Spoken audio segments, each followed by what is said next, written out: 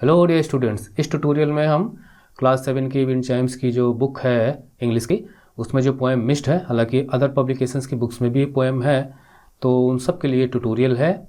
और पोएम एक light mood की पोएम है, फ़नी पोएम है, लेकिन इस पोएम में एक बहुत ही इम्पॉर्टेंट मैसेज है।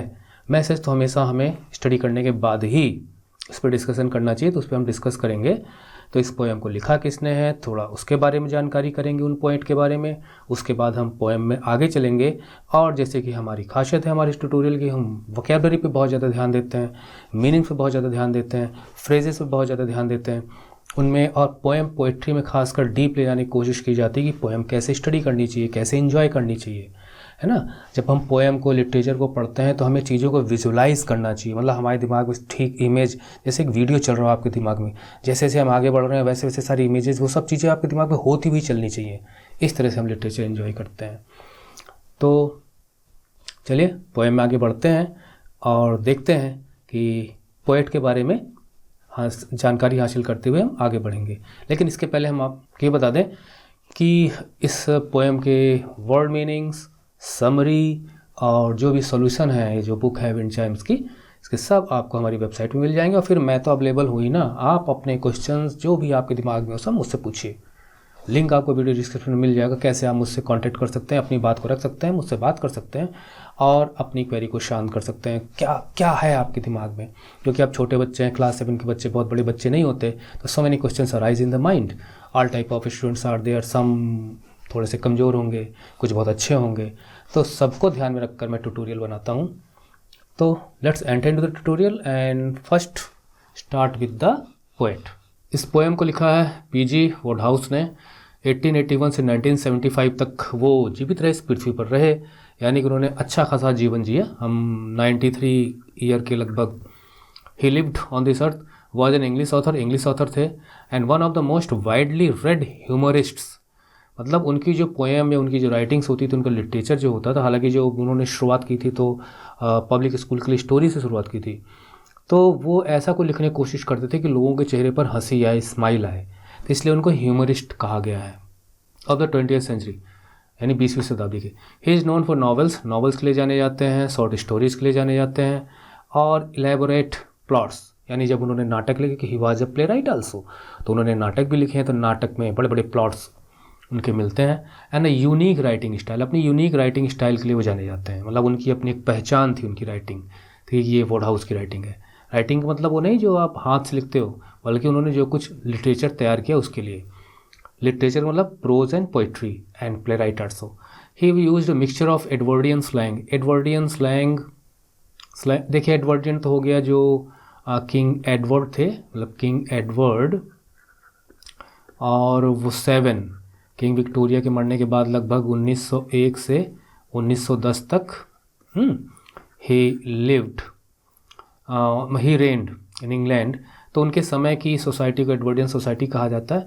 तो उस समय मतलब सोसाइटी के क्या एटिकेट्स थे, क्या मैनर्स थे, क्या क्लास, मतलब जो division of the society into different classes, वो सारी चीज़ें उनको छोड़ते हैं हम। स्लैंग पे आपको ध्यान देना, स्लैंग क्या होते हैं।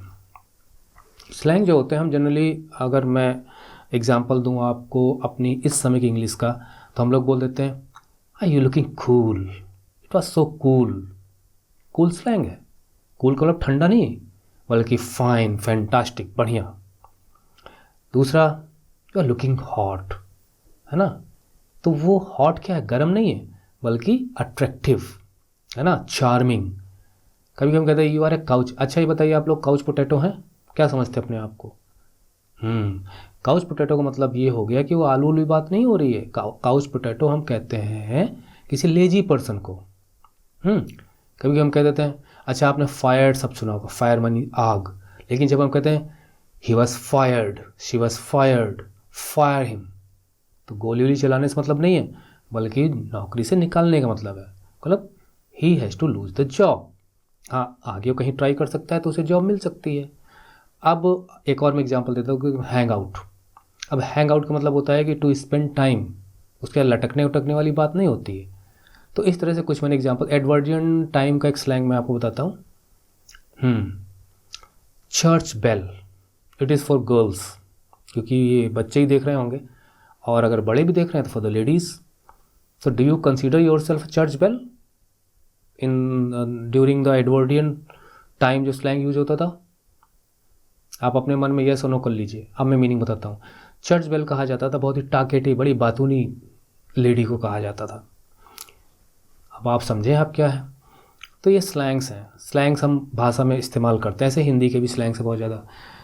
तो कोटेशंस, तो वो क्या है कि एडवर्डियन स्लैंग का यूज़ करते थे। यूनिक स्टाइल कैसी थी? कोटेशंस का यूज़ करते थे, मतलब किसी ने कोई लिखा है, कुछ बोला है, कुछ सोचा है, तो वो चीज़ वैसी की वैसी हम कहीं पे बताते हैं, लिखते हैं, मेंशन करते हैं, तो कोटेशंस।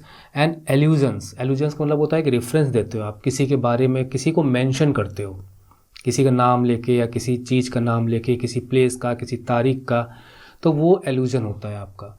न्यूमरस मतलब different, types and types, poets, तो उन्होंने अपनी राइटिंग में, अपने लिटरेचर में और भी पोएट्स का उल्लेख किया है अपनी पोइट्री में, है ना, कोटेशंस का उल्लेख किया है, तो बहुत अच्छी बात है। डाउन टू अर्थ पीपल थे, मतलब वो अपने में और भी लोगों को महत्व देते थे। एंड सेवरल लिटरेरी टेक्निक्स, तो कई लिटरेरी टेक्निक्स उनकी अपनी थी। And he produce prose style, उन्होंने एक ऐसी प्रोज स्टाइल यूज की, has been compared with comic poetry, जिसे कॉमिक पोइट्री से जोड़ा जाता है। मतलब we can say he was a comic writer.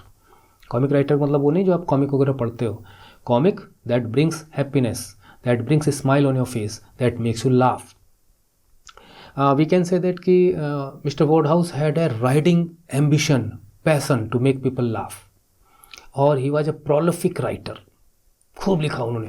आपको पता है कि बल्कि 95 प्लस में उनकी बुक्स रही हैं, और 93 ईयर्स में जब उनकी डेथ हुई तो भी वो किताब लिख रहे थे। इनसे हमको इंस्पिरेशन भी मिलती है कि work is worship, time is precious, just make it's use, और अपनी एक छाप छोड़िए पूरी दुनिया में। जो भी आपके अंदर टैलेंट, उस टैलेंट को लेके, और उसके लिए मेहनत, मेहनत और मेहनत। किस्मत तो बाद में आ जाती है, मेहनत तो हमारे हाथ में है ना। तो कॉमिक पैटर्न, म्यूजिकल कॉमेडी, ये सब कुछ है। सब ऑफ द फेमस वर्क्स दिए गए यहाँ पर, आप देख लीजिए ना। Something fresh, Piccadilly, gym, thank you, jeeps. देखिए जीप्स जो है, जीप्स एंड वुस्टर पे तो सीरीज़ भी बनी हुई है, टेलीविज़न सीरीज़। फिल्में भी इन्होंने स्क्रिप्ट की हैं, तो 20 के करीब फिल्में स्क्रिप्ट की हैं, नाटक लिखे हैं। तो भैया, और इनका चेहरा ही देखिए आप, लगता है जैसे इनको देख के हमको हंसी आएगी, तो लाइक दिस। तो चलिए अब हम पोएम में एंटर करते हैं, और इस पोएम में राइमिंग स्कीम पहले हम देख लेते हैं थोड़ी सी, उसके बाद ही मैं पोएम शुरू करूँगा। पोएम एक अच्छी खासी राइमिंग स्कीम है, मतलब कि रिदम है पोएम में। जैसे बीमिंग, तो बीमिंग को अगर हम ए लिखते हैं और हे जो है बीमिंग से मैच नहीं कर रहा तो हम इसे बी लिख देंगे, और ग्लीमिंग जो है बीमिंग से मैच कर रहा है तो हम ए यहाँ पे भी लिख देंगे, और हे और गे मैच कर रहा है तो हम यहाँ पर बी को रिपीट कर देंगे। तो इस प्रकार से जो पहला जो स्टैंजा है 4 लाइन का, उसमें ए बी करके राइमिंग स्कीम बनी। तो ऐसे आप स्कीम निकाल सकते हैं ना, जैसे एपरल्ट से कैरल्ट, मैच से कैच, है ना। इस तरह से राइमिंग स्कीम इसकी निकलती है। चलिए मैं इसको मिटाता हूँ। तो चलिए अब हम पोएम शुरू करते हैं। The sun in the heavens was beaming. Sun बताने की ज़रूरत नहीं है। हेवेंस, वैसे तो हेवेंस हम कहते हैं स्वर्ग को, लेकिन यहाँ पे सन, अब स्वर्ग की बात करते हैं तो हम ऊपर इशारा करते हैं, इसलिए हेवेंस यहाँ पर स्काई के लिए आया है। किसके लिए आया है यहाँ पे? स्काई। वॉज बीमिंग, सन की जो रेज निकल के आती है ना, तो उस पर से रेज निकलने को हम कहते हैं सन वॉज बीमिंग, है ना। तो रेज निकलती हैं, फिर डिस्ट्रीब्यूट होती हैं पूरी पृथ्वी पे, तो that was this is called beam. तो बीमिंग, तो सूर्य आसमान में चमक रहा था, अपनी किरणों को छोड़ रहा था। द ब्रीज, ब्रीज कहते हैं हमको अच्छी लगने वाली, मतलब रफ्तार, उस रफ्तार से हवा बह रही हो कि हमको अच्छा महसूस हो, सूदिंग इफेक्ट हमारे ऊपर आए, है ना। तो मंद मंद धीरे धीरे बहती हवा, समीर पवन। बियर का पास्ट टेंस है बोर।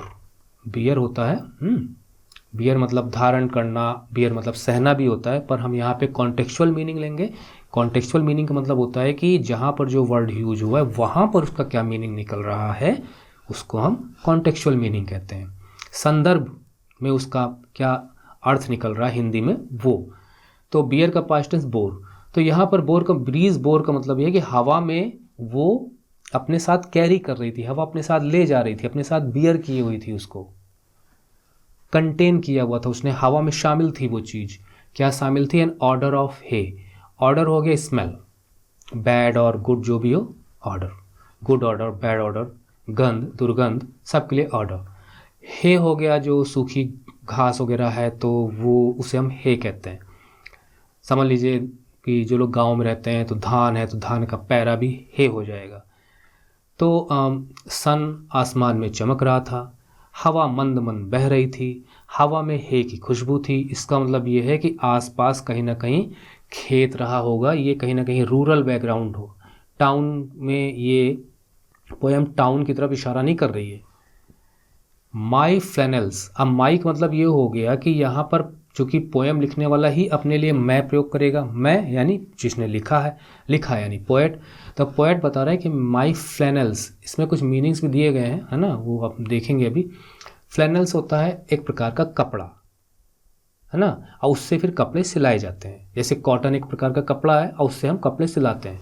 तो फ्लैनल्स यहाँ पर जो यूज हुआ है, जो मीनिंग आपकी बुक में दिया गया है वो ये है कि जो क्रिकेटर्स अभी तो रंग बिरंगी ड्रेस पहनते हैं, लेकिन एक समय वो वाइट ड्रेस पहना करते थे। अगर आप टीवी में पुराने मैचेस को देखेंगे तो दे यूज टू वियर प्योर, एकदम चमकती हुई वाइट ड्रेस पहनते थे।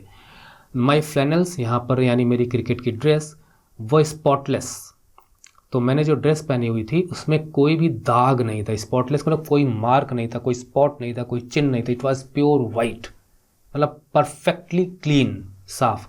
मीनिंग्स मैं आपको स्क्रीन पर दे रहा हूँ, वेबसाइट पे भी आपको मिल जाएंगे, मीनिंग हिंदी में भी दे रहा हूँ। तो जिससे समझाते समय मैं समझा रहा हूँ, तो अगर आपको ये होगी उसके लिए कभी लिखने की ज़रूरत पड़ जाए तो क्या मीनिंग लिखेंगे, तो उसको मैं नीचे दे रहा हूँ। एंड ग्लीमिंग, ग्लीमिंग का मतलब ये होता है चमक, ब्राइटनेस, ठीक है। तो लाइट में कोई चीज़ चमकती है, अंधेरे में नहीं चमकती। अंधेरे में तब चमकेगी जब उस पर लाइट पड़ेगी। तो कहने का मतलब ये है कि जो मेरी वाइट ड्रेस है प्योर वाइट है, तो सूरज की किरणों में उस पर फ्लैशिंग होती है, चमकती है ना, इतनी प्योर वाइट है। तो ये इसका फर्स्ट स्टेंजा हुआ। फर्स्ट स्टेंजा में आपको ये बताया गया है कि it was a very good day, sun was in the sky, it was beaming, it was shining, and breeze was flowing, it was very soothing, creating soothing effect, and there was an odor of hay. The wind smelled of hay, and my pure white dress gleamed in the sunshine. सूरज की रोशनी में चमक रही थी। तो ये तो बहुत ही अच्छा पैराग्राफ लगा। आगे चलते देखते हैं। My heart was unclouded and gay. Gay का मतलब हो गया हैप्पी, मतलब खुश हैं आप, तो यू आर के। अनक्लाउड, हार्ट मतलब दिल, और दिल का मतलब वो जो मसल्स का बना दिल नहीं है, जहाँ पे हमारी फीलिंग्स जनरेट होती हैं, ठीक। और जहाँ पे खुराफात जनरेट होती है, हालांकि हम माइंड से काम करते हैं तो दिल में खुराफात नहीं होती, दिल में तो फीलिंग होती है, इमोशंस होते हैं, द दिल कनेक्ट करता है। हार्ट वॉज अनक्लाउडेड, देखिए अनक्लाउड, क्लाउड का मतलब हो गया बादल, और अनक्लाउडेड का मतलब हो गया बादल नहीं। तो क्या दिल में कहीं बादल वाली बात आती है कि नहीं आती है? कि नहीं आती ना। यही है लिटरेचर, यही हमको समझना पड़ता है कि यार दिल का बादल से क्या कनेक्शन। तो यहाँ का मतलब ये है कि मेरा दिल, मतलब मेरा मन, मेरी सोच जो है ना, वो बहुत ज़्यादा क्राउडेड नहीं थी, मतलब किसी चीज़ की चिंता नहीं थी मुझे। आई वॉज अनवरीड, मतलब I had very fine thought process. मैं जो सोच रहा था उसमें कोई चिंता का भाव नहीं था, कोई वरी नहीं थी मुझे उस वक्त। और अगर मैं उसे हिंदी में कहूँ तो हम कहें कि कोई चिंता के बादल नहीं छाए हुए थे। जब क्लाउड हो जाता है तो रोशनी गुम हो जाती है, अंधेरा छा जाता है, डार्कनेस हो जाती है, और जब बादल छट जाते हैं तो सूरज की रोशनी खुलकर निकल के आती है, अब पूरा जग रोशन हो जाता है। तो my heart was as bright as sunlight, मतलब I was happy in my mind and heart.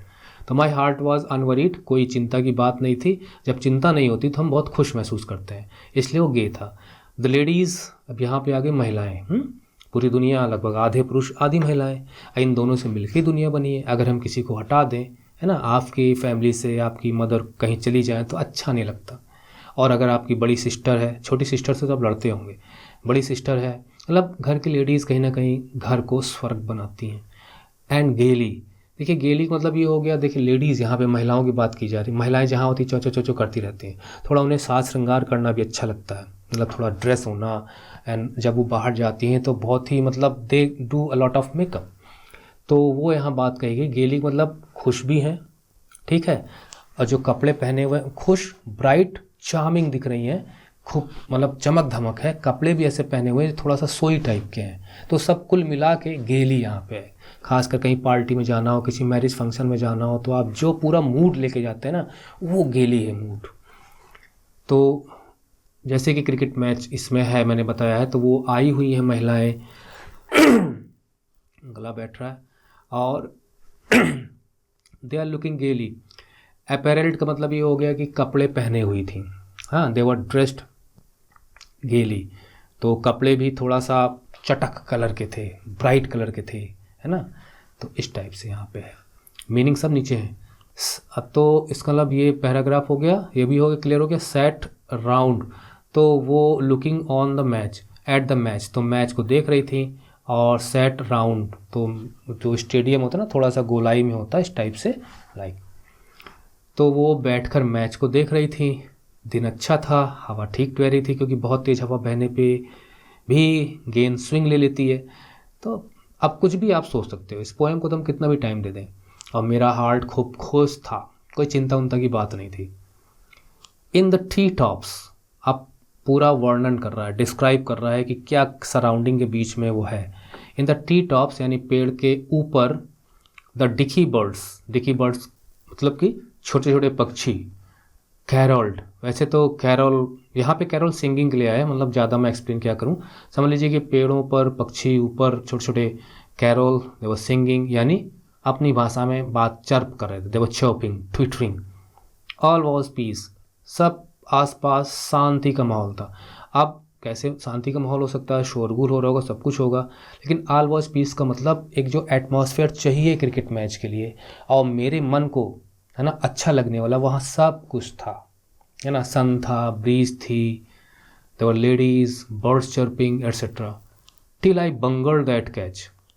बंगल का मतलब ये हो गया यहाँ पर कि कोई भी काम आप करते हो वो गड़बड़ा जाए, है ना। यहाँ पर कैच का इस्तेमाल हुआ है, तो क्रिकेट में कैच होता है, तो कैच उसके पास आया और वो कैच वो गड़बड़ा गया, मतलब कुछ भी गड़बड़ा जाना, गड़बड़ घोटाला हो जाना, मतलब कोई भी काम आप you are not able to do, मतलब successfully you fail to manage the things, तो वो बंगलिंग होती है, मतलब बंगला गया एग्जाम्पल और गिर गया कैच, मतलब बंगलिंग।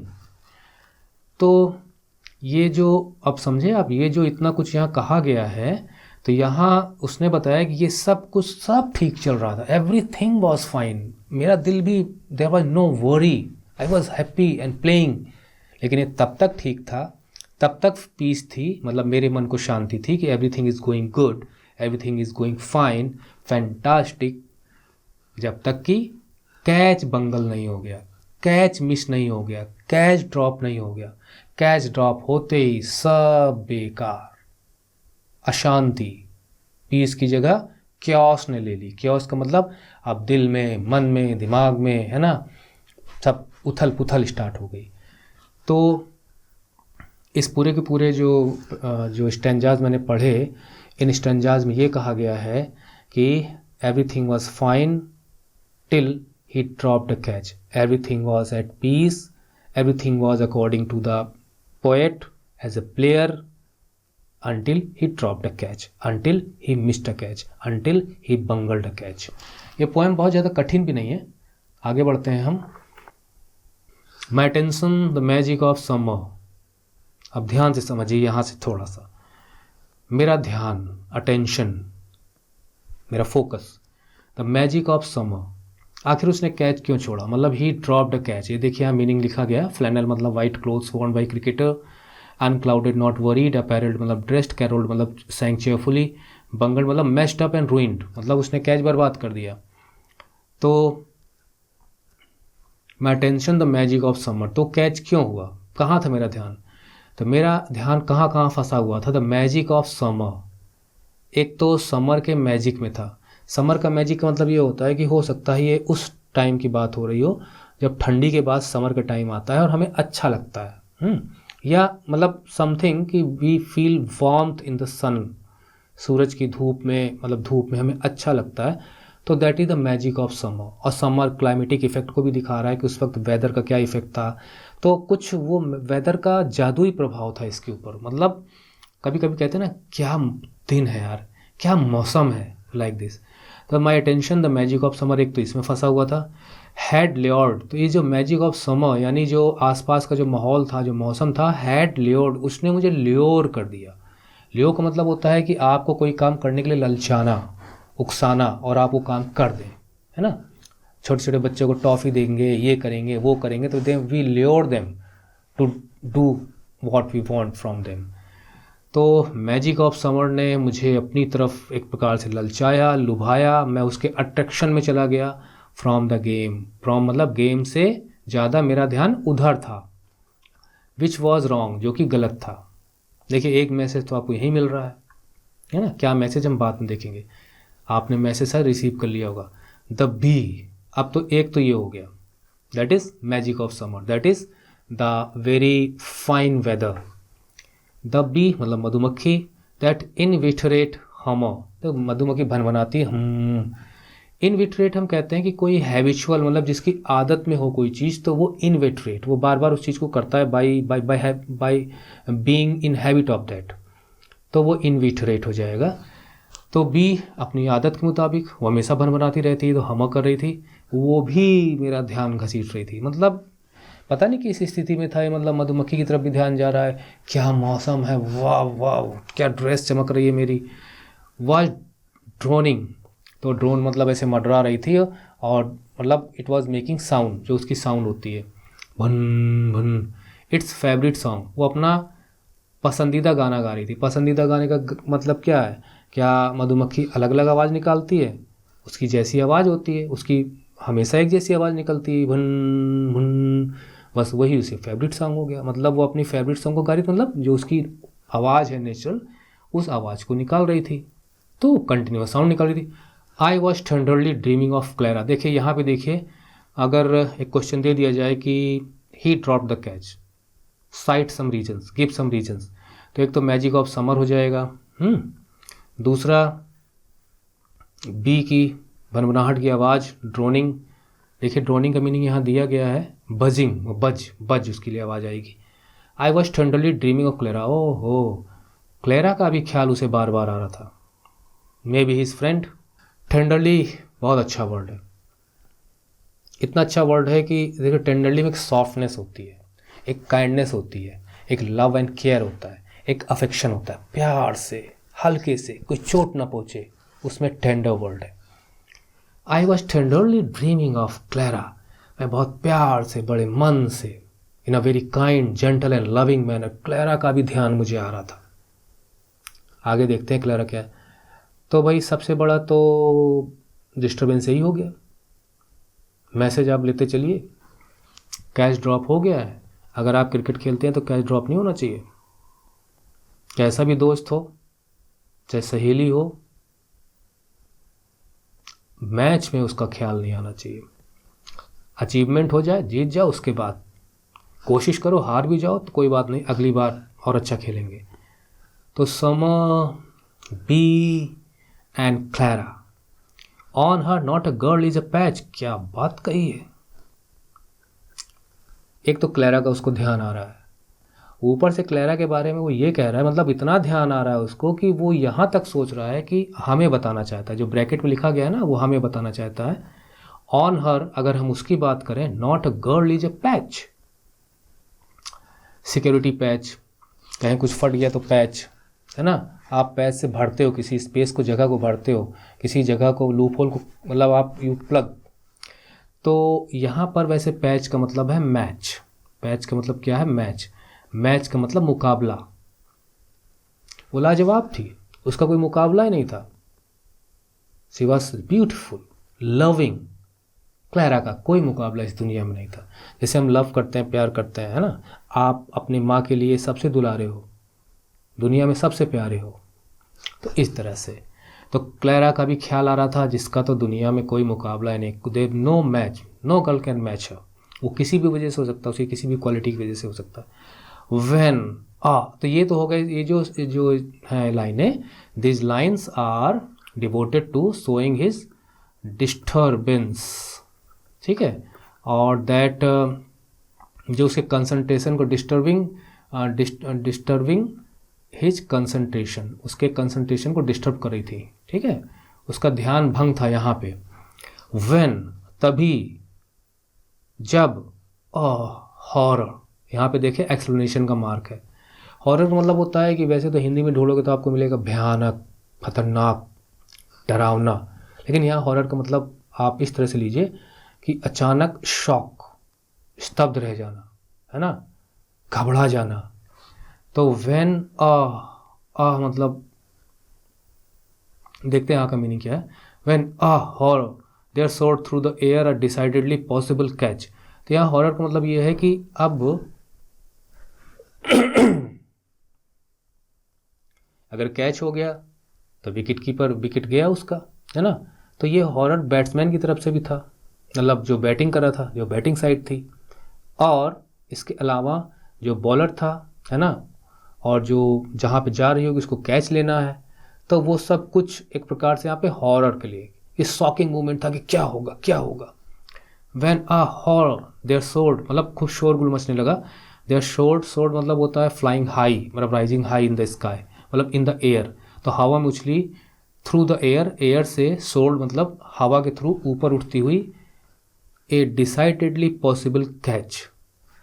तो इसका मतलब ये है कि हॉरर हम इसे भी कह सकते हैं कि इसकी शांति को नष्ट करने वाला, दिमाग में उथल पुथल पैदा करने वाला, इसकी ज़िंदगी में एक प्रकार से चेंज लाने वाला ये हॉरर है। तो यही मूवमेंट था कि तभी हॉरर, गड़बड़ा गया सब। There soared through the air, दोनों के लिए आता है, कभी खुशी के लिए भी आता है, कभी दुख के लिए भी आता है। डिसाइडेडली पॉसिबल कैच, एक डिसाइडेडली मतलब होता है कि डेफिनेटली, निश्चित है, पक्का है, मतलब कि वो था कि एक पॉसिबल कैच था, इजी कैच था जो हो जाना चाहिए था। तो यहीं पे हॉरर हो गया, कैच ड्रॉप हो गया। I heard in stupor the bowler. अब ये थोड़ा सा डिफिकल्ट वर्ड होगा आपके लिए, है ना, स्ट्यूपर, तो ढिकार टाइप की आ रही है। आई हर्ड इन, जब ये कैच उछला, I heard stupor the bowler emit a self satisfied अब यहाँ पे थोड़ा सा आपको डीप ले जाने की कोशिश करूँगा, तभी आपको समझ में आएगा। मैंने सुना, इन अ स्ट्यूपर, अब स्ट्यूपर का मतलब होता है कि हम कहीं हैं, हमें वहाँ अटेंशन देना है, लेकिन हम कहीं और खोए हुए हैं, मतलब हम हाफ कॉन्शस हैं, जहाँ पे हैं, जिस चीज़ पे हमें फोकस करना है, तो हमारा फोकस पूरा बन नहीं पा रहा। तो जैसे कोई ड्रग लिया हो, कोई अल्कोहल लिया हो, तो आधे होश व हवास में, लाइक दिस। तो आधे होश हवास में व्यक्ति नॉर्मल बिहेव नहीं करता, है ना, चल रहा है तो यहाँ गिर रहा है, तो वहाँ गिर रहा है, तो ऐसे लड़खड़ा रहा है, नॉर्मली वैसा नहीं करता। लेकिन यहाँ पर वो मतलब नहीं, यहाँ पर मतलब ये है कि स्ट्यूपर में, इसके अल्कोहलिक, एक ड्रगिस्ट, है ना, नशे में ऐसे। तो आई हर्ड इन स्ट्यूपर, तो मैं भी एक खोया हुआ था क्लैरा में, मैजिक ऑफ समर में, मधुमक्खी भनभना रही है, हवा मन मन चल रही है, तो मेरा ध्यान थोड़ा वहाँ था। इस बीच कैच निकला, तो इसलिए यहाँ पर उसका पूरा गेम क्रिकेट पे नहीं था, पूरा गेम पे नहीं था, इसलिए यहाँ पे स्ट्यूपर वर्ड का यूज़ किया। That is he was half conscious of the game. The bowler कहते हैं कहाँ खोया यार catch, like this. I heard in stupor the bowler, तो मैंने स्ट्यूपर में बॉलर को कुछ कहते हुए सुना। इमिट का मतलब होता है कि अंदर से निकल के आना। यहाँ पे इमिट का मतलब है कि वो जो बोल रहा है, जो एक्सप्रेस कर रहा है, जो वॉइस उसकी निकल के आ रही है, दैट इज़ कॉल्ड इमिट। इसे धुआं निकल के आना, है ना, तो आग लगती है तो धुआं निकल के आ रहा है, कहीं पे भूकंप, ज्वालामुखी फूटता है तो अंदर से लावा वगैरह निकल के आता है ना, तो उगलता है उसको, तो मुंह से जो बोला वहाँ पे इमिट है। इमिट अ सेल्फ सेटिस्फाइड अब मैं आपसे पूछ सकता हूँ कि सेल्फ सेटिस्फाइड क्यों लिखा है यहाँ पे, क्यों लिखा, तो है ही है यहाँ पे ये खुशी के लिए है। तो बॉलर ने चिल्लाया सेल्फ सेटिस्फाइड जब उसने किया तब इसका ध्यान भंग हुआ, यार कैच आ रहा है। तो इमिट अ सेल्फ सेटिस्फाइड तो सेल्फ सेटिस्फाइड का मतलब ये है कि बॉलर को पूरा पक्का विश्वास था कि कैच हो ही जाएगा, तो हम आत्मसंतुष्ट होके कि कोई चिंता नहीं, जब हमें कोई चिंता नहीं रहता, आत्मा बड़ा संतोष रहता है, यार हमें कोई परेशानी नहीं है, I am satisfied in my heart, in my mind.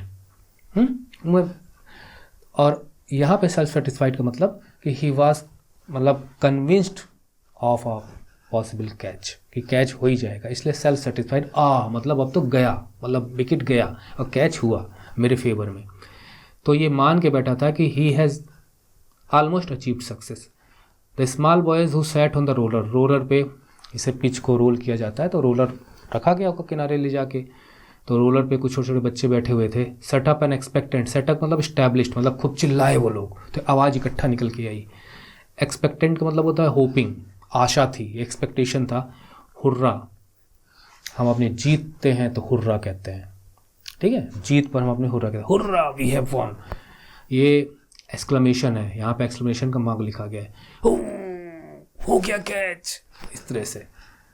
या हो सकता है कि लास्ट विकेट हो, इस कैच से पूरा का पूरा जो है मामला बदल सकता हो, मैच जीत सकते हैं लोग। तो ये रहा होगा बॉलर की साइड से, हुर्रा कैच, लाइक दिस।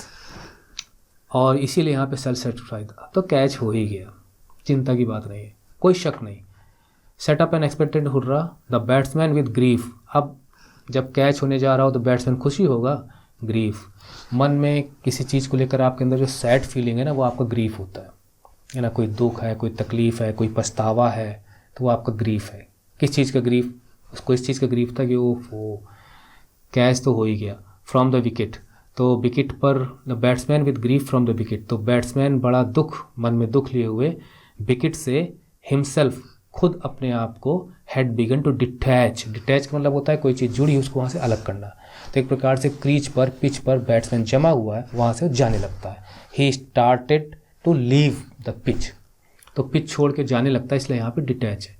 तो अब देखिए, कुछ क्रिकेटर्स ऐसे होते हैं बैट्समैन जो समझ जाते हैं कि आउट होना है, तो वो वहाँ से वो थोड़ा सा मूव करना स्टार्ट कर देते हैं, कोई बहसबाजी ज़्यादा नहीं करते। फॉर एग्जांपल सचिन तेंदुलकर, अगर उन्हें लगा तो चुपचाप निकल। तो इतना पॉसिबल कैच था, इतना सिंपल कैच था, इतना सेल्फ सेटिस्फाइड था बॉलर कि कैच होना ही होना है, कि बैट्समैन भी मान के चला था कि कैच छूटने वाला नहीं है, वो वहाँ से दुखी मन से जाने लगा था। He had started to leave and और I uttered a groan, groan का मतलब होता है एक प्रकार से मन से कराहने वाली आवाज़ निकल के आना, दुख वाली आवाज़ निकल के आना, है ना, वो हो गया आपका grown.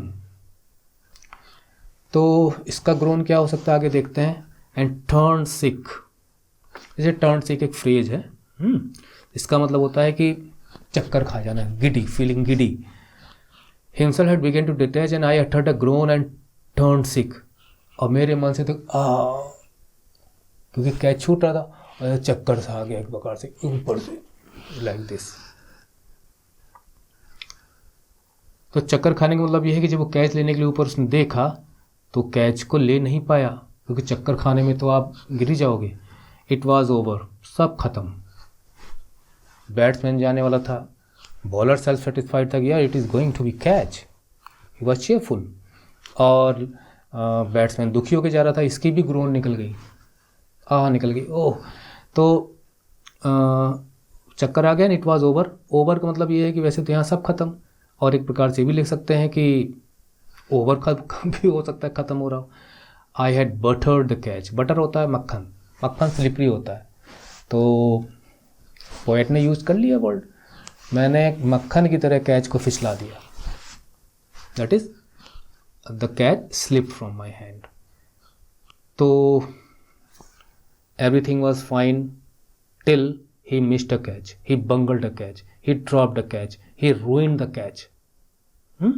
And that the catch was such a possible catch, such a definite catch, such a decidedly catch that even the batsman had started to leave the pitch, and the bowler was self-satisfied with the exclamation of that it is going to be a perfect catch.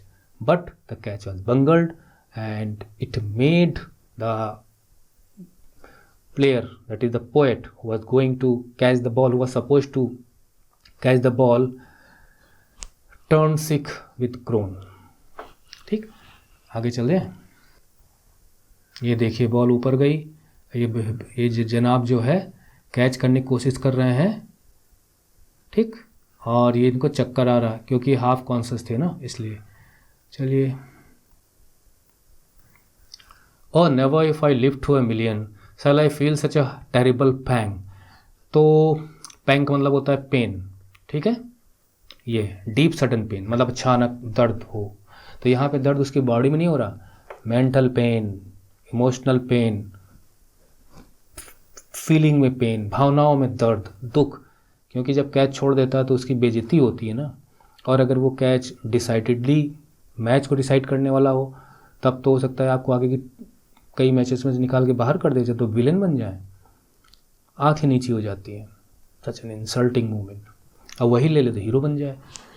तो वही वो कह रहा है यहाँ पे, मतलब ये थोड़ा सा समझने में दिक्कत होती है, ये बच्चों की शिकायत आती है सर इसको समझने में प्रॉब्लम आती है। देखिए मैं जो समझाऊँ बताता हूँ। और never if I live to 1 million, live to 1 million का मतलब यहाँ पे हो गया कि मैं लाखों लोग, अपने देशवासियों की तरफ वो इशारा कर रहा है, अपने कंट्रीमैन की तरफ इशारा कर रहा है कि if I live to 1 million, अगर मैं उन सब की आशाओं पे खरा उतरता, मतलब had I succeeded in taking the catch, तो पूरे देशवासियों की तरफ कह रहा है कि अगर पूरे देशवासियों की आशा तो ये थी कि मैं कैच ले लूँगा। देखिए 2 टीमें थी ना, मतलब एक बॉलिंग टीम है, एक बैटिंग टीम है ना। तो बॉलिंग टीम ने कैच को जो है वो मिस कर दिया, तो बैट्समैन तो बच गया, ठीक। तो बैट्समैन की तरफ वाले तो खुश होंगे और बॉलर की तरफ वाले जो कंट्री वाले हैं वो दुखी होंगे कि कैच छूट गया। तो यहाँ पे एक हैप्पीनेस होगी और यहाँ पे ग्रीफ होगा, ठीक, और इस पे गुस्सा होगा। तो oh never if I live to 1 million, अगर मैं अपने देशवासियों की, लाखों लोगों की उम्मीदों पे खरा उतरता, शैल I feel such a terrible pang, तो क्या मुझे इतना बड़ा दुख उठाना पड़ता, इतना बड़ा पेन होता जो अचानक मेरे दिल में उठ गया है। मतलब क्लेरा फ्लेरा सब गायब हो गई। मतलब आपको डे ड्रीमिंग नहीं करनी चाहिए, जो नहीं है उनके बारे में सोचकर आप मैच का पूरा आपने जो है मामला बंगल कर दिया। Whenever if I live to 1 million shall I feel such a terrible pang, तो मुझे इतना भयानक, टेरिबल मतलब वेरी हॉरिबल, बहुत भयानक दर्द ना होता। तो दर्द का मतलब यहाँ पे मेंटल पीस गायब, मेंटल पेन है, अपनी बेइज्जती का दुख, और एक प्रकार से अपने देशवासियों की तरफ से भी उसको महसूस हो रहा है कि मैंने बहुत बड़ा गड़बड़ किया, और कारण उसका कंसंट्रेशन नहीं था। From the seats on the far of pavilion, और तो और पवेलियन आप जानते हैं क्रिकेट में, जहाँ पे पवेलियन बना होता है, जाते हैं लोग, अपना खिलाड़ी वगैरह भी जाते हैं वहाँ पे। फार ऑफ मतलब वो दूर नज़र आता है मैदान से, मतलब दूरी नज़र आता है। तो from the seats on the far of, तो दूर पवेलियन पर सीट्स की तरफ से लाउड यल, यल मतलब चीख, मतलब खुशी की यहाँ पे है यल, चिल्लाना। एक्सटेसी का मतलब होता है परमानंद, वेरी हैप्पी मूवमेंट, या बहुत खुशी महसूस करते हो, a great happiness in your heart, तो हम उसे कहते हैं ecstasy. You feel so merry, a moment of great joy and delight. Rang मतलब ऐसे घंटी बजना होता है, तो यहाँ का मतलब ये हो गया कि रैंक मतलब कई लोगों की इकट्ठा खुश होने की आवाज़ आई, हुर्रा वाली आवाज़ आई एक प्रकार से। तो जरा हम अंदाज़ा लगाइए, इनकी आवाज़ सुनकर वो ये लाइन सोचता है, काश मैं अगर अपने देशवासियों की उम्मीदों पर खरा उतरता तो क्या मुझे इतना बड़ा दर्द होता कि वहाँ से बैटिंग साइड वाले चिल्ला रहे हैं। ये बैटिंग साइड वाले हैं, हुआ feeling ecstasy. By the handful my hair, अब उसका रिएक्शन, ठीक, यहाँ तो बंगलिंग वगैरह हो गई और ये लोग खुश हैं बैटिंग साइड वाले क्योंकि वो बचा रहे। और हो सकता है कि मैच डिसाइडिंग कैच रहा हो, वो ड्रॉप हो गया तो ये लोग जीत गए, ओवर ख़त्म। ये मैं अपना अंदाज़ा बता रहा हूँ। By the handful of my hair, मुट्ठी भर बाल, विच इज़ अबॉर्न। यहाँ पे एज इसलिए लिखा है कि जब उन्होंने पोएम लिखी थी तो जीवित थे, तो उन्होंने एज यहाँ लिखा है क्योंकि यहाँ पे पोएट खुद अपने आप को बता रहा है। तो हैंडफुल ऑफ माई हेयर, अपने हाथों में मुट्ठी में जितने आ सकते थे, मेरे बाल जो कुछ रेडिश ब्राउन है, यहाँ पे देखिए दिया हुआ है, नहीं दिया, हाँ रेडिश ब्राउन ये, ठीक है। और यहाँ इंडेंस जो है, मतलब यहाँ जो मीनिंग दिए गए हैं उनके अलावा भी मैं आपको बताता रहता हूँ, स्क्रीन पे देता रहता हूँ यहाँ पे। By the handful of my hair which is auburn, मेरे बाल जो कि कुछ रेडिश ब्राउन है। आई ठोर, मतलब टीयर का ये पास्ट टेंस है, टोर, टीयर का पास्ट टेंस है टोर, चीरना, फाड़ना है ना, तोड़ना, वो सब टीयर, कहीं से उखाड़ लेना। तो by the handful of my hair which is अवन, मेरे जो रेडिश ब्राउन बाल हैं मुट्ठी भर मैंने ऐसे पकड़ा और वहाँ से मतलब अलग कर लिया, उखाड़ लिया। With a wrench from my thatch, wrench का मतलब होता है पुल एंड ट्विस्ट, ऐसे इससे मेरे बाल ना टूट जाए, वैसे ही कम है ऐसे करने, मतलब बस क्या कुछ लोग अपने ऐसे पकड़ बैठ जाते हैं इस तरह से। तो ये रिएक्शन था उसका। I tore with my wrench off from my hair, wrench को कसने के लिए यूज करते हैं ना, तो यहाँ पे उसने अपने ऐसे घसीट लिया। तो वो वास्तव में घसीटा नहीं है, बस वो अपने ऐसे बैठ गया ऐसे like this. And my I tore with wrench from my thatch, thatch क्या है यहाँ पे बच्चों, थैच अच्छा छप्पर, उसमें काफ़ी घास फूस, घनी घास फूस होती है, तो पूरे हमारे शरीर पे छप्पर हमारे बाल, इसलिए यहाँ पे थैच जो है उसके बालों के लिए यूज हुआ। बालों की जो पूरे छाजन बनी हुई थी, जो और बाल पूरे जो इकट्ठा ऐसे रखे हुए हैं हमारे ऊपर ना, ये विक टाइप के, तो वो पूरा थैच है। तो उसमें से मैंने मुट्ठी भर बाल ऐंठ दिए पकड़ के। And my heart was sear deep, heart दिल हो गया, सीयर झुलसा देना, किसी की सतह को, सरफेस को जला देना, उसमें से धुआं उठ रहा हो सुलग रहा हो, तो उसके दिल में आग लग गई एक प्रकार से, डीप गहरे दिल में जलन। विद अ रॉ बर्न, देखिए रॉ बर्न होता है जैसे आप धूप में निकलते हो गर्मी के मौसम में, तो रेडिश आपकी जो है कुछ जो वो स्किन है रेडिश डैमेजिंग के मतलब लाल होना और स्किन का थोड़ा डैमेज होना, तो जैसे स्किन जल रही हो तो आप क्रीम वगैरह सनबर्न के लिए यूज़ करते हैं, या लाल चकत्ते टाइप के पड़ जाएं, तो वो सब रॉ बर्न है, रॉ बर्न। तो मेरे दिल में जैसे दिल में ऐसी आग लगी हो, है ना, जैसे झुलसा दे रही हो, जैसे स्किन हमारी झुलस जा रही हो। एट दैट थॉट, मतलब मीनिंग आप देखते रहिए नीचे, at the thought that I had, और ये सब कुछ क्यों हो रहा था, ये रिएक्शन है उसका, ठीक है, ये यहाँ से लेके यहाँ तक ये सब क्यों हो रहा था। एट द थॉट, इस सोच पर ऐसा हो रहा था, जब ये सोच मेरे मन में आती थी, दैट आई हैड फूजल्ड, वही bungled, missed and drop the catch, यहाँ मीनिंग दिया गया, फूजल्ड का दिया गया, हाँ, missed and drop the catch, I foozled that catch, जब जब मेरे मन में आता था कि मैंने मैच में कैच गिरा दिया। देखिए बहुत ही पॉसिबल कैच ना हो, बहुत डिफिकल्ट कैच हो तो लोग ताली बजाते हैं, well done well done, well attempted, well attempted, अच्छी कोशिश थी। लेकिन जब आसान सा कैच आप ड्रॉप कर देते हो तो कहेंगे कि आसान सा कैच ड्रॉप कर दिया। तो क्लियर हो गया आपको। द बॉलर्स लो क्वेरलस मठो, थोड़ा सा आगे करते हैं इसको। ये जो है दुख वाला है। द बॉलर्स लो का मतलब नीचे वजह, जैसे चिल्लाए वो पहले वाला था, अब ये तो वो ऐसे लो जो है कैटल की आवाज़ के लिए भी आता है, जैसे गाय वगैरह के लिए मूव करते हैं तो लो इनकी साउंड के लिए भी यूज होता है। मतलब बॉलर्स लो क्वेरुलस मटर, क्वेरुलस मतलब होता है जैसे कंप्लेनिंग, कोई शिकायत हो रहा, आप हमसे झगड़ा करने के मूड में हो। मटर का मतलब होता है अपनी मतलब बुदबुदाना, बड़बड़ाना, दूसरे को समझ में ना आए।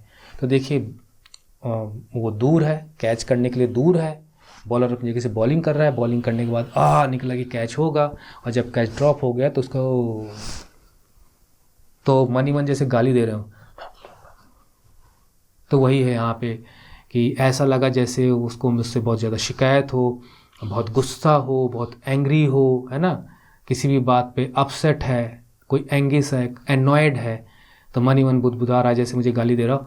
पॉइंट्स लाउड अनफॉरगेटेबल स्कॉफ, एक तो मैं ये सोच के कि मैंने कैच छोड़ दिया, इस पर मुझे इतना कुछ फील हो रहा है, जल रहा है मेरा दिल इस फीलिंग से, और दूसरा बॉलर्स को देखा तो मटरिंग कर रहा था ऐसे मुझसे बहुत ज़्यादा नाराज़ हो। तो ये सब इशारा कर रही थी। लाउड का मतलब एकदम क्लियर, सब दिख रहा हो, जैसे लाउड सब नजर आ रहा है। ये यहाँ लाउड तेज आवाज़ के लिए नहीं है।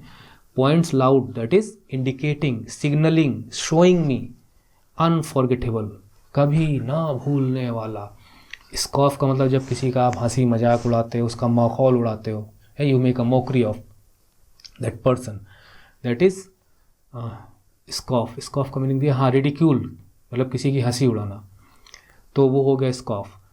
तो बॉलर्स की क्यूरलेस मटरिंग देख के और ये सब कुछ देख के, है ना, कैच छोड़ दिया, ये सब कुछ देख के मुझे लगा जैसे मेरा सब मजाक उड़ा रहे हो, आसपास सब मेरे को हंसी उड़ा रहे हो, है इतना आसान सा कैच, है ना, कि जैसे बॉलर ने कहा oh like this, oh give me my driver and putter. अब ये भी रिएक्शन है, इसमें भी आप कुछ समझ सकते हैं, तो समझिए लेसन क्या मिल रहा है, क्या मैसेज मिल रहा है। Oh give me my driver and putter. देखिए ड्राइवर और पटर जो है ना, ये गोल्फ हॉकी खेलते हैं तो किससे खेलते हैं, हॉकी स्टिक से खेलते हैं।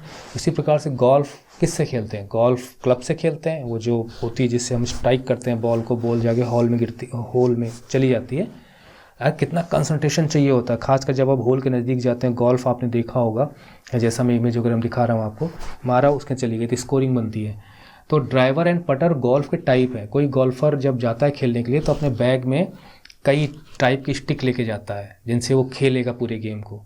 तो उन्हीं स्टिक के प्रकार में ड्राइवर और पटर भी एक टाइप ऑफ गोल्फ क्लब जिससे वो बॉल को स्ट्राइक करते हैं। और वहाँ पे भी बंगलिंग शब्द का यूज होता है। जब अगर मान लीजिए कि आपने एकदम नज़दीक था होल और आपको बॉल फेंकनी थी, अंदर चले जाना चाहिए तो नहीं गई, तो आप करें you bungled the shot. O give me my driver and putter, मेरा ड्राइवर एंड पटर निकालो। इसका मतलब ये गोल्फ जानता था। हैंड्स फॉरवर्ड का मतलब हो गया कि फ्रॉम दिस टाइम ऑनवर्ड, मतलब अब से आगे। कैच छोड़ दिया, अच्छा क्यों कह रहा है जरा देखते हैं। हैंड्स फॉरवर्ड, अब से आगे, from time now my game shall be golf, मेरा गेम अब गोल्फ होगा। ओ क्रिकेट छोड़ दिया, सीधा गोल्फ पे। ये तो कोई बात नहीं हुई, इतनी जल्दी हार मानते हैं क्या, गोल्फ भी खेलो क्रिकेट भी खेलो। हैंड्स फॉरवर्ड माई गेम, अब इसके बाद से, मतलब अब इसके आगे तो मेरा गेम गोल्फ ही होने वाला है, क्रिकेट को tata bye bye. If I am asked to play cricket hereafter, अगर अब मुझसे किसी ने कहा कि चलो क्रिकेट खेलो, हेयर आफ्टर, यहाँ पे देखिए हेयर आफ्टर और हैंड्स फॉरवर्ड का मीनिंग लगभग सेम होता है। हैंड्स फॉरवर्ड हम जनरली यूज़ करते हैं, हेयर आफ्टर हम लीगल वे में भी यूज़ करते हैं, लीगल डॉक्यूमेंट में यूज़ करते हैं कि हेयर आफ्टर का मतलब होता है अब इसके बाद। हैंड्स फॉरवर्ड का भी मीनिंग होता है, हेयर आफ्टर मतलब from this time to the rest of the part. तो यहाँ पे हम ये फिट कर सकते हैं फ्रॉम दिस टाइम, यानी कैच छोड़ा मैंने अब मैं, तो from this time to rest of my life golf ही मेरा गेम होगा।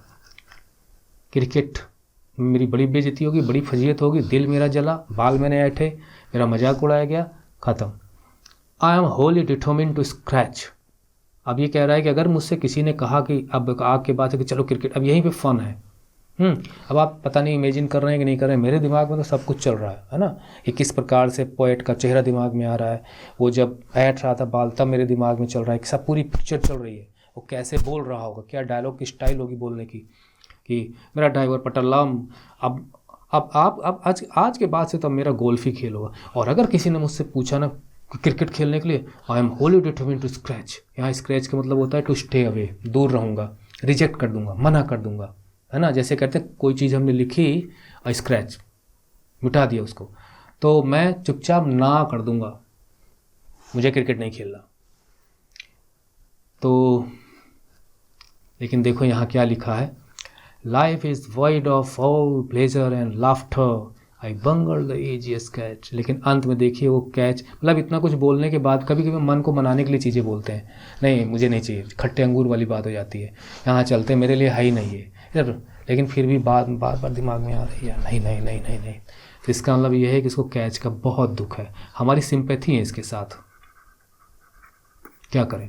क्लैरा भी दुखी होगी, मेरे ख्याल से यही स्पेलिंग थी क्लैरा की, CLARA, जब उसे पता चला होगा।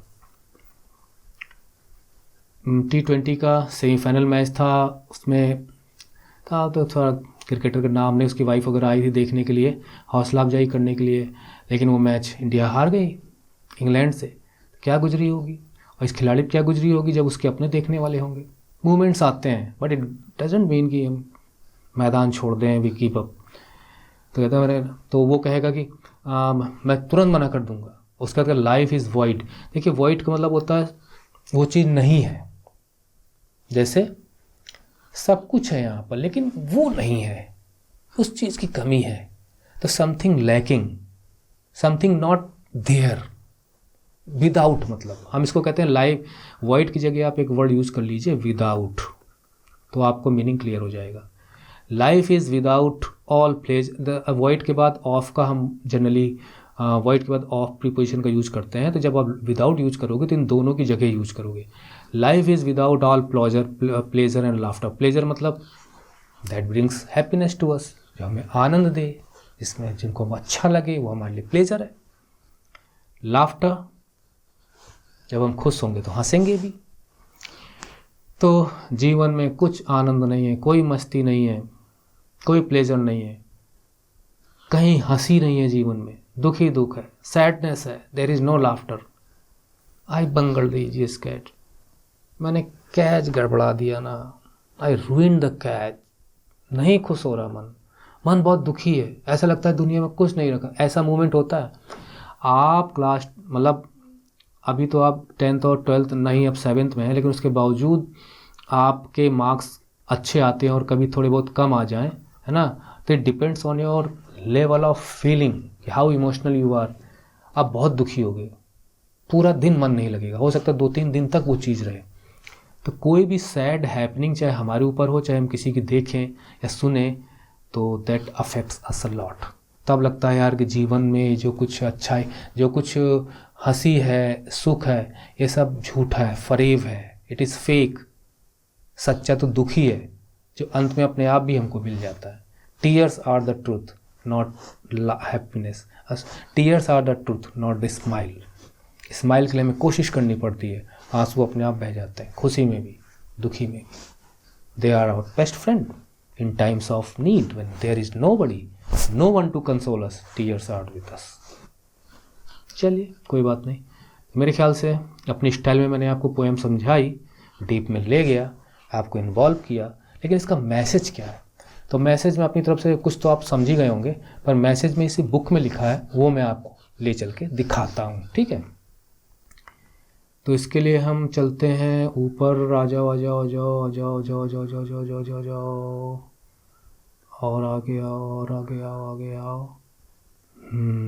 ये sports play an important role in our life. हमारे जीवन में स्पोर्ट्स का बहुत महत्व। देखिए म्यूज़िक, स्पोर्ट्स, ये सारी चीज़ें हमारी इन्नेट होती हैं, नेचुरल होती हैं। इसलिए छोटा बच्चा भी हंसी मजाक करता है, मस्ती करता है, जब थोड़ा समझदार हो जाता है तो लोगों को हंसाने की भी कोशिश करता है, और इसमें हमें पार्टिसिपेट करना चाहिए। बट माइंडफुलनेस एक वर्ड, एंड कंसंट्रेशन दूसरा वर्ड। कीज, ताला हम चाबी से खोलते हैं। टू अचीव, किसकी चाबी है? अचीव बने पाना, अर्जित करना। डिज़ायर्ड रिजल्ट, हम क्या अपने जीवन में चाहते हैं, उसके लिए हमारा कंसंट्रेशन की ज़रूरत हो। अगर आप क्रिकेट गेम खेल रहे हो तो आपको एकदम अलर्ट रहना चाहिए और आपको चौकन्ना रहना चाहिए, है ना। जब बॉलर बॉल फेंकने जाए तो आप देखिए फील्ड में जो खिलाड़ी होते हैं एकदम इस पोजीशन में आ जाते हैं, इतने अलर्ट हो जाते हैं। तो वो अलर्टनेस हमें चाहिए होती है। अचीव डिज़ायर, तो माइंडफुलनेस का मतलब होता है कि आप पूरे होशो हवास में हो वहाँ पर, लेकिन पूरा होशो हवास आपका आपके डिज़ायर्ड गोल पर, क्या आप चाहते हो उस पर केंद्रित होना चाहिए। उस तरह से डिस्ट्रैक्शन नहीं होना चाहिए। मतलब डिस्ट्रैक्शन शब्द जो है ये बिल्कुल नहीं होना चाहिए। डिस्ट्रैक्शन की जगह कंसंट्रेशन होना चाहिए।